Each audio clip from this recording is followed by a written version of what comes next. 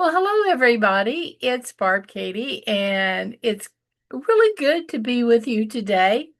As you might notice by the topic of my thoughts today, I've been feeling a little bit poorly, as the expression goes here. And as usual, uh, as I was thinking about it, I began to reflect on things that I had learned in my childhood. And one of those things is feed a cold, starve a fever. And I got to wondering, is that really true? Do we really try to feed a cold and starve a fever? What is the philosophy? What's the reason behind it? Is it true? Is it false? What's going on here? So I did some research on the topic, and I grew up being told that you feed a cold and you starve a fever. And it was just the way things were. Well, it turns out that this dates back to the year 1547. That's how long this has been perpetuated. And it is, in fact, a myth. It's not really true. Both colds and fevers may result in dehydration, and both require sufficient fluid replacement and good nutrition. Remember that this journey that we're on is for our best health. And our health isn't a constant, it fluctuates sometimes based on things that uh, are beyond our control and things that we can control. One thing that we usually can control fairly well if we're aware is our nutrition and the level of fluids that we ingest on a, a pretty regular basis. I was reading a study that had been written up by a registered dietitian called Casey Story on this particular subject matter. And that led me in several other directions that reinforced her point of view. And I thought it made really good sense to me. And I thought I would share my thoughts with you on this. First of all, when a cold hits, it's normal for our appetite to sort of drop uh, just at the time when our body needs uh, it to increase to fuel us to fight off whatever the infection is. Congestion, fatigue, sore throats, low energy can make eating feel like a real chore. Doesn't happen often if you're like me, but it does cause eating to feel like just too much work. At the same time, staying hydrated and nourished plays an important role in our recovery and our comfort. And all of us really want to get to feeling better as soon as we can. I don't think there's much more miserable in the world than the common cold. Choosing the right foods I found can help support the body without requiring too much effort. Well, that was good news to me because, especially when you're not feeling your best, you certainly don't have a lot of extra energy available to put into the effort of recovery. On sick days, simple foods that are easy to digest and easy to prepare are often the very most helpful. And soup checks many of the boxes here. And who doesn't love a good cup of soup when they're not feeling good? Basically, what your body needs when it's not feeling its best, when it's sick, during illness, uh,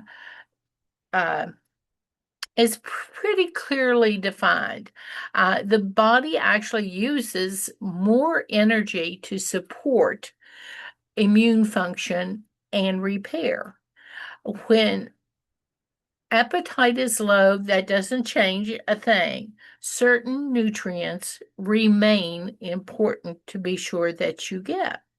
Uh, First of all, is fluid. Fluid helps prevent dehydration, thin mucus, and support circulation. Three things. It prevents dehydration, it thins mucus, and it supports general circulation. Fever, congestion, and reduced food intake can all increase fluid needs. Protein supports immune cells and tissue repair, including some protein, even in small amounts, can help you maintain strength. How many times have you said to yourself, I feel so weak. I just can't do anything? That again is telling you what your body is drawing upon to help heal itself. Electrolytes such as sodium and potassium help balance these fluids, especially if appetite is limited or sweating increases. Um, Again, something you don't often think about, but yet is very important. That doesn't mean you open the salt shaker and pour a great big glob in your soup you're making. It just means that you are aware and make sure that that is, in fact, a part of the process of healing that you're going through. Uh, there are many reasons why soup works when you feel unwell. Soup is actually one of the most practical sick day foods for several different reasons. Uh, the number one reason is it's warm. Warmth can be soothing for sore throats and may help relieve nasal congestion. Number two, steam from hot soup can make breathing feel more comfortable. You're not all stopped up and feel like you can't get a decent breath. Hydration is built into a bowl of soup. High liquid content of soup contributes toward daily fluid needs while providing flavor when plain water feels so unappealing. I mean, I don't know about you, but when I'm sick, I can tell you right now, I would much rather have a hot bowl of soup than a glass of lukewarm water. Uh, and that will encourage that I keep my hydration up at a time when I may, in fact, be dehydrating. Much more appealing to have a sip of soup. Easy intake matters when chewing feels difficult or fatigue limits appetite. Soft textures and mild flavors are generally easier to tolerate. Soup also allows many nutrients to be combined in one simple meal. Just think about that pot that you're going to make your soup in and all of the wonderful, healthy, unprocessed, natural foods that you're putting into that pot.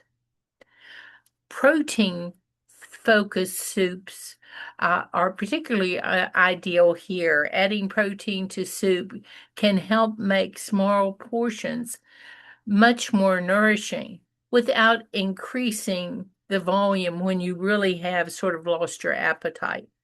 And I think we all know that there are lots of different kinds of soup where you can add protein in without adding a lot of excess calories as well. There's a soup from bone broth and beans or tofu that contribute fluids and electrolytes. Adding white beans or soft tofu increases protein without making the soup feel heavy.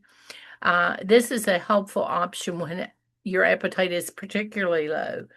Lentil soup, and a lot of people just love lentils, provide plant-based protein and fiber in a soft, easy to digest form when fully cooked.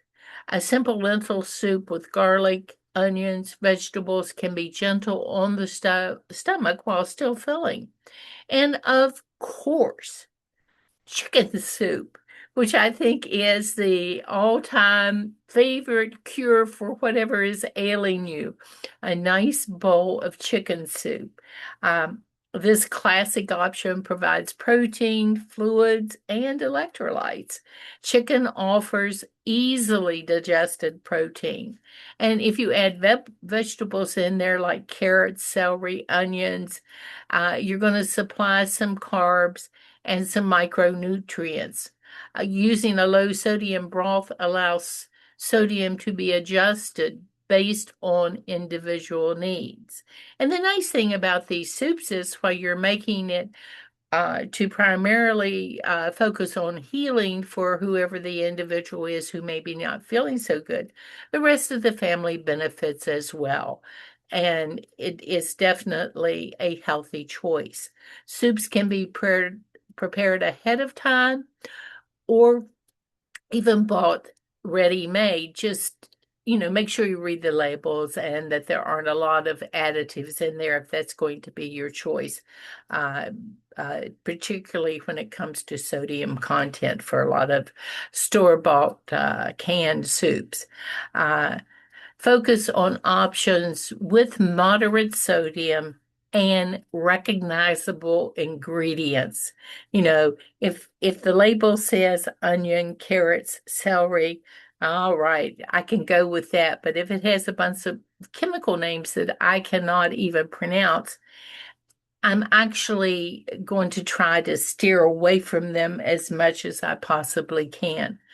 Uh, when you're eating, when your appetite is low, uh, flexibility matters more than following any strict rules. One of the things to do is always choose smaller portions, perhaps more frequently, but smaller portions. Even a half a cup of soup can be enough to start when you have no appetite at all. You might want to eat a little more frequently. Small amounts every few hours may feel more manageable than a full meal. And this is not against any of the techniques that you're using to help you moderate your eating into a more healthy directions. Keep the flavors simple. Use mild seasonings. Uh, it's often better to do that because they'll be more generally tolerated as you move forward. And that's certainly a good thing to bring into mind is how well you're going to tolerate what you're eating. Um, Listen to your body and respond to what feels doable. It helps support your recovery without adding any pressure. When you look at it, uh, eating is such an important part of living healthy that you need to focus on it at all times and to take good care of your body by feeding it the very best and letting go of the rest. I feel that if we could do this much more frequently, we would actually be so much better off generally, and especially in times when the body is begging for healthier choices on its journey. So as we go through each day in every way, no matter if we're feeling our best or maybe we're down a little bit, like I am right now with this pesky cold that will slowly go away in 7 days, like they say. And I think, about maybe 4 more days to go. Get you some tissues, get yourself comfortable, get that pot of soup made, and actually enjoy yourself. Enjoy the healing that is going on in that magnificent body of yours as you move forward in your journey of good health. And stay happy, everybody. I will talk to you later. Bye for now.